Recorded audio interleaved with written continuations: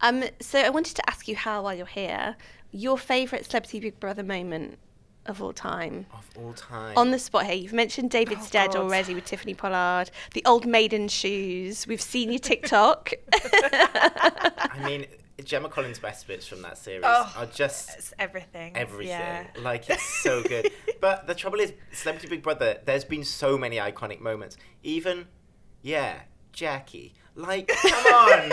Oh my God, so good. Yeah. It's hard to say, but that series with Tiffany Pollard, Gemma Collins, all of them. Christopher Maloney. David Guest. Daniela Westbrook. I mean, it was really a cracker series. Yeah. I mean, I was working here at the time, and I can remember just writing about it day in, day out, and being like, this is mental. Like, what on earth is going on in this house? It's so good. That was an insane one. What about you? So David's Dead is my ultimate favourite. Yeah. I just don't think it can be beaten. It is just one of those things, you couldn't have even written it, and for it to have worked out as well as that. Moments like when they cut away to Gemma's face, just being like, what the hell? You know, you had Daniela Westbrook saying, she said the husband's dead. Like, there was just so many moments of pure gold within that. Obviously, Nikki Graham, I love the fact that she had all of her iconic moments in the diary room. I think when you think of Big Brother in the diary room, you think not technically Celebrity Big Brother though, Amanda Devlin. Oh, that's true. Well, she went back for the All-Stars. All-Stars. And she hammed it up. She really hammed it up. And I love her. She's just iconic. Who else do I love? Do you want me to do my favourite while you think? Yeah. Because I have put you on the spot here. Now, I know I said Leo Sayer, that's just another throwback, but my favourite is when they put Chanel in there. I was literally just about to say this. Chantal. Chanel. Chanel. It's my favourite, but I can't remember the name. As like a non-celebrity. And she had to the song. Candy Floss with a K. With a K. I want it all. I want it right now. I want it all. I want it right now. Yeah. So good. Yeah. Just absolute perfection. What a genius move at the perfect time for that to happen. And this is what I think that Celebrity Big Brother, like, I know we love all these, just like celebrities being mental at each other and stuff, but I also think that it's where the games and challenges really come into their role. Do you also remember that one where it was Cheryl Ferguson and Julie Goodyear, and they were like, for 90 minutes, go in there and do a soap opera. And it was when Julie Goodyear was like, don't talk shit. It was amazing. Please treat yourself to going, actually, let's just play that clip right now, because it was iconic. These guys don't even know the history or nothing of what you've done. Well, why bring it up now? Huh? Why bring it up now? What do you mean? Because you keep giving me the evils. Don't talk I have absolutely no recollection of that whatsoever. That was mental. No wonder you look so bemused. I'm sorry, but you do it better than Julie Goodyear. That was insane. She That's is my favourite moment style ever. icon, guys. So. God, that was good. That's so funny. Oh, it's just they bring the celebrity version. I mean, I'm a massive fan of Big Brother overall, but the celebrity version just gives something extra. And this time, I'm just hoping that there's not that sort of muted, trying to control everything.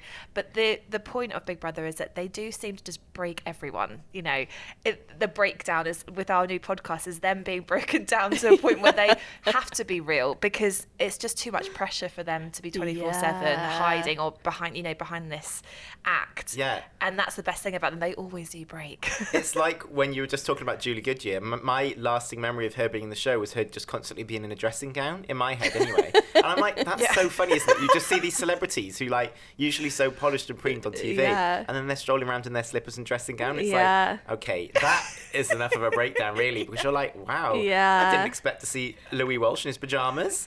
I know. I thought you were going to say pants for a second, and I was like, whoa. Well, we'll probably see that as well, won't we? Let's face We're it. definitely going to have David Potts in his pants, because isn't he constantly in hot pants? Did you see the photos of him, the Pat photos of him arriving at the hotel to sort of go into hiding for Big Brother, and he was just wearing a hoodie? I was like, it's 2 degrees outside, put some trousers on, hun. That's his image. I just think he wants to keep with that, doesn't he? When I talk about the live show, so we know that this time, so the launch is going to be live, other than the Slippin' one, which was.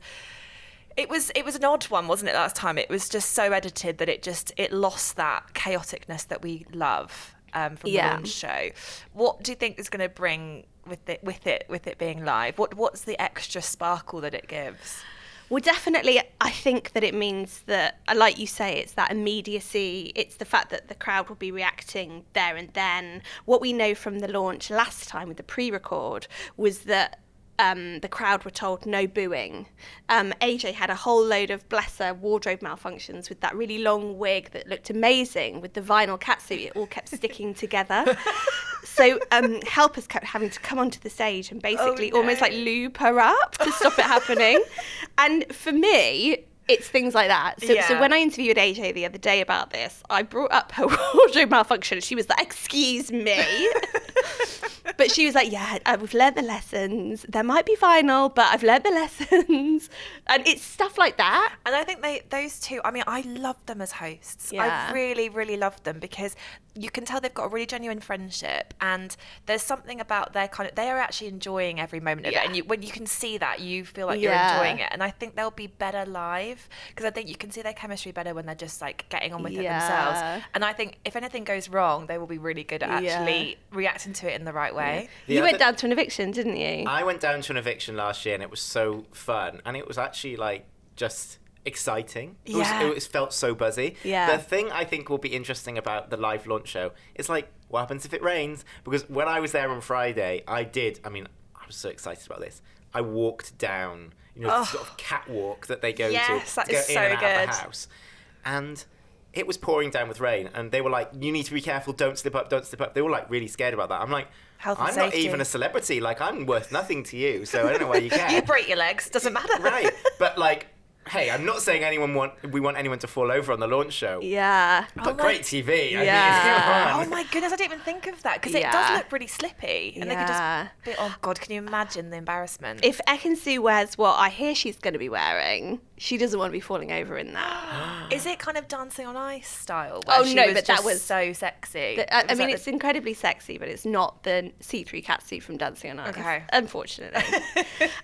So because it is so live, I don't have the sneak peek info that you guys will know that we had from the Love Island podcast. Yeah. Because ITV have said to me, no spoilers for tonight, Flick. There's going to be no spoilers because we want it to be as off the press and secret for the fans as possible. Oh, I'm excited. Which either says to me it's going to be amazing or there's not anything that exciting to say. I mean, to be fair, look, there's loads of celebs going into a house, so that's exciting enough. But if there's a twist at the end of the episode, which, I mean, Big Brother is famous for, it could be incredible. And like those sorts of things just excite me so much. I mean, you have to remember on the Civilian series when they were like blowing up people's suitcases and stuff. Like that was absolutely crackers. God. And I want that because can you imagine So good. how Ekin-Su will react if she has her suitcase blown up? Like she ain't gonna be wearing Louis Walsh's trousers. You know what I mean? But she'd probably still make it look good. Yeah, she would. Oh, she could wear stunning. a burlap sack, couldn't she? Yeah. Yeah. Yeah. Oh my Oh god. my god, her in like David Potts pants or something. That's what I'm kind of. Her in Fern Britain's cardigan, yeah. Right, Ekin, there you go. There's your challenge. That doesn't happen, I'm going to be disappointed now. I No, know. I think they will throw in a good few surprises. I think there'll be that kind of thing of what, something goes wrong with their clothes. Because that does, it's a weird thing as your identity when you go in there. And maybe especially as a celebrity, you've kind of built up, right, this is my armour. Yeah. And for them to go in there and then that be taken away from them instantly is difficult. It's sort of your only connection to the outside world, your like real life. It's unless Yeah. apart from your actual human body, you don't have any possessions.